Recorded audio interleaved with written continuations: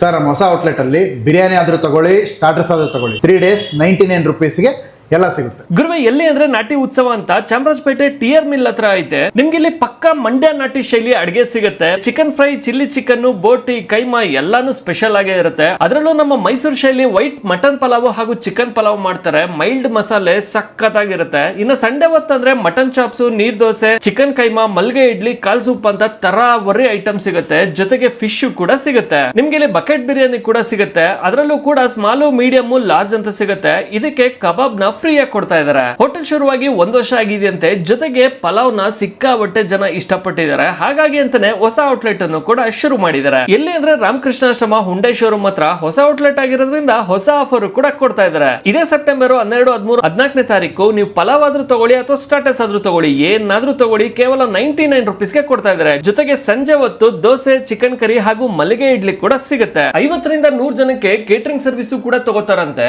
Offer ನ ಯಾವುದೇ ಕಾರಣಕ್ಕೂ ಮಿಸ್ ಮಾಡ್ಕೊಂಬೇಡಿ ಹಾಗೂ ಫುಡ್ ಲೊಕೇಶನ್ಸ್ ನ ಫಾಲೋ ಮಾಡೋದನ್ನ ಮಾತ್ರ ಮರಿಬೇಡಿ.